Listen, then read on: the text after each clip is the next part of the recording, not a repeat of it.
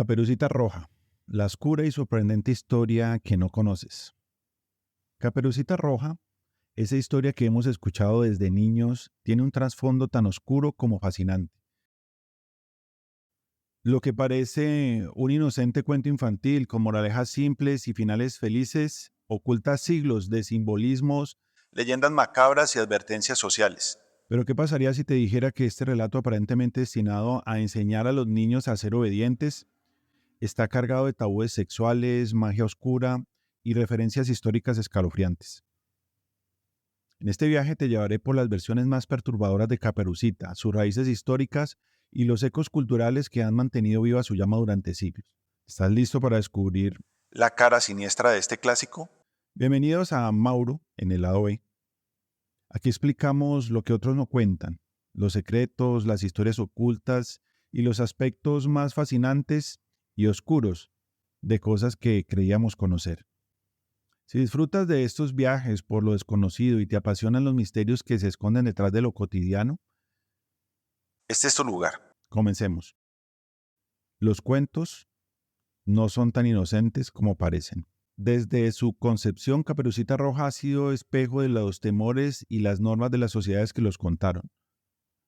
Lejos de ser un relato para niños, las primeras versiones de este cuento eran advertencias para los adultos, especialmente para las mujeres jóvenes. La trama parece simple. Una niña ingenua es engañada por un lobo mientras camina por el bosque hacia la casa de su abuela. Sin embargo, bajo la narrativa subyace un mensaje más profundo sobre la confianza, el peligro y las consecuencias de desobedecer las normas. Pero lo que pocas personas saben es que las primeras versiones del cuento eran mucho más violentas y explícitas. Sus orígenes pueden remontarse a los temores históricos hacia los lobos, las brujas e incluso los depredadores humanos. La abuela falsa, el preludio macabro antes de la versión más conocida de los hermanos Grimm. Existía un relato folclórico llamado la abuela falsa. Aquí, la niña no se encuentra con un lobo común, sino con un hombre lobo, o una criatura con apariencia humana.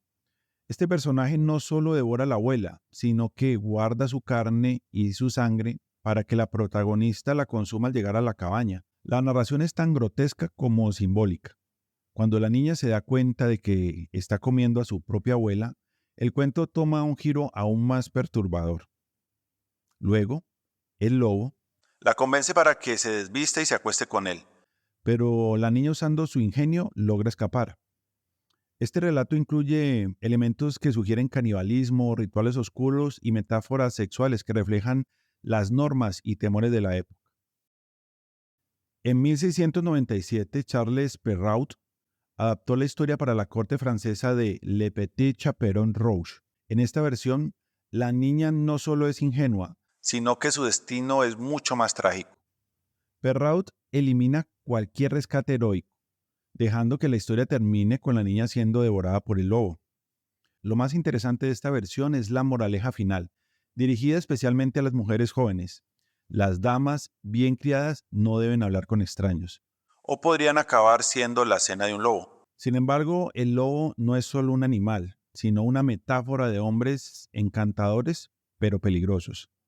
Un reflejo de los temores sobre la seducción y la pérdida de la virtud en una sociedad obsesionada con la pureza femenina. Y llegamos a Los Hermanos Grimm, un cuento infantil. Cuando los hermanos Grimm publicaron su versión en 1812, suavizaron algunos elementos más macabros.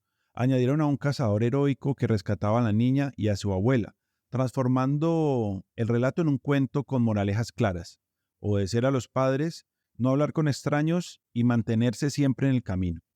Pero incluso en esta versión, el mensaje de peligro y advertencia sobre la desobediencia parece central. Pero ¿cuáles son las raíces históricas de todo esto? ¿Hombres lobos y terror en los bosques? En la Europa medieval, los hombres lobos eran tan temidos como las brujas. Durante los siglos XV a XVII, los juicios contra hombres acusados de transformarse en lobos y cometer atrocidades eran comunes, especialmente en Francia y Alemania. Uno de los casos más infames es el de Peter Stamp, un granjero alemán que confesó bajo tortura haber asesinado y devorado a más de una docena de personas, incluidos niños. Stamp afirmó que el diablo le había otorgado un cinturón mágico que le permitía transformarse en lobo.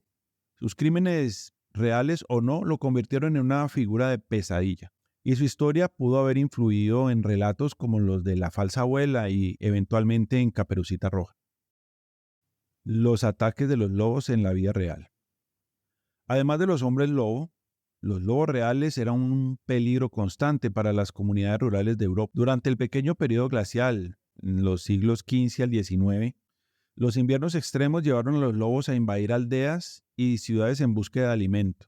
Un caso notable ocurrió en París en 1450, cuando una jauría de lobos liderada por un animal llamado Caur aterrorizó la ciudad durante meses, matando a cientos de personas. Estas historias reales de lobos voraces añadieron una capa de autenticidad al miedo que inspiraban los cuentos como Caperucita Roja.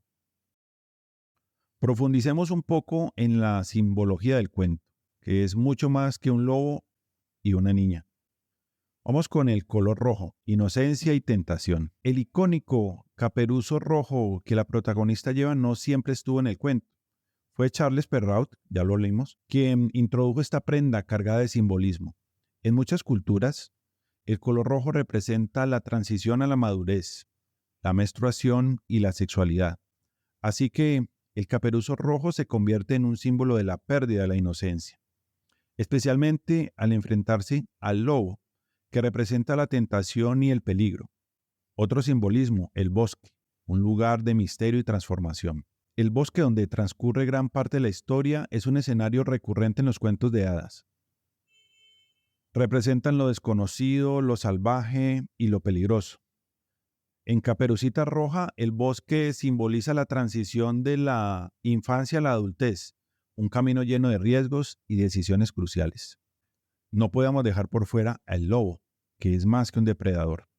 El lobo, según la versión, puede representar diferentes cosas: un depredador sexual, el mal encarnado o incluso un reflejo de los miedos internos de la protagonista. En los relatos más antiguos, como el de La falsa abuela, el lobo actúa más como un ser humano que como un animal. Esto sugiere que el verdadero peligro no siempre es externo. Y existieron ecos culturales y adaptaciones modernas a lo largo de los siglos. Caperucita Roja ha sido reinterpretada innumerables veces, desde películas y obras de teatro hasta análisis psicológicos y feministas. Algunas versiones modernas transforman a la protagonista en una heroína que derrota al lobo, mientras que otras exploran aspectos más oscuros de la historia. El psicoanalista Bruno Bettelheim, en su libro Psicoanálisis de los cuentos de hadas, interpretó la historia como una metáfora del despertar sexual y la lucha entre la inocencia y la experiencia.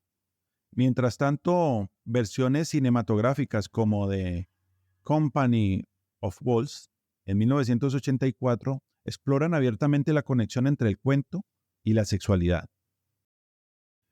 Lo que Caperucita Roja nos enseña hoy, aunque vivimos en un mundo muy diferente al de los siglos XIV al XVII, siguen siendo temas relevantes. Este cuento nos recuerda la importancia de la prudencia, la obediencia como parte del crecimiento y el peligro de las apariencias.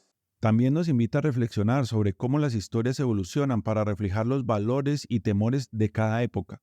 Caperucita Roja no solo es un cuento para niños, es un espejo de la humanidad. Refleja nuestros miedos, deseos y lecciones más profundas. Desde los bosques llenos de lobos reales y hombres lobo, hasta las familias modernas, este relato sigue cautivándonos. La próxima vez que escuches esta historia, recuerda que bajo su apariencia simple se esconde un mundo lleno de simbolismo, historia y enseñanzas. ¿Y tú? ¿Qué aspecto de esta historia te sorprendió más? ¿Qué otros cuentos oscuros crees que tienen un trasfondo tan fascinante como este? Déjame tus pensamientos en los comentarios. Recuerda dar me gusta al video si así lo consideras, suscríbete y comparte.